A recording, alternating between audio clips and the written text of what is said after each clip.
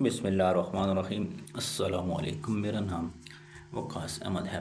حدیث شریف میں آتا ہے نبی کریم صلی اللہ علیہ وسلم کا ارشاد مبارک ہے کہ مندرجہ ذیل چیزیں ایسی ہیں جن سے نعمتیں بڑھتی ہیں، یعنی کہ شکر کی مختلف صورتیں ہیں جو ہم مختلف موقع پہ ادا کر سکتے ہیں۔ سب سے پہلے حدیث شریف میں آتا ہے کہ لوگوں کا شکریہ ادا کرنا بھی سنت ہے۔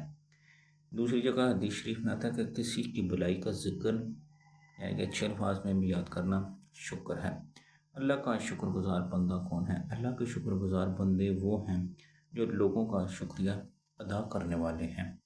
کوئی نعمت مل جائے تو اس پہ الحمدللہ کہنا بھی شکر۔ یہ ناظرین مختلف حدیث میں وارد ہے جو میں آپ کو پڑھ کر سنا رہا ہوں۔ کوئی معمولی چیز مل جاتی ہے تو اس پہ بھی شکریہ ادا کرنا سنت ہے، اور جو ناظرین سنت کو زندہ کرے گا اس کو 100 شہیدوں کو ثواب ملے گا۔ مزید ہے کہ ایمان کے دو حصے ہیں، ایمان کے دو حصے ہیں، ایک حصہ صبر ہے، دوسرا شکر ہے۔ اب اللہ کا شکر ادا کرو گے تو حدیث میں آتا ہے کہ تم اللہ تعالیٰ کا شکر ادا کرو گے تو وہ تمہارا شکریہ، تو لوگ تمہارا شکریہ ادا کریں گے۔ تو ناظرین شکر سے اپنی نعمتیں بڑھائیں، لوگوں کو شکریہ ادا کریں، بچوں کو یہ چیز تربیت میں ڈالیں۔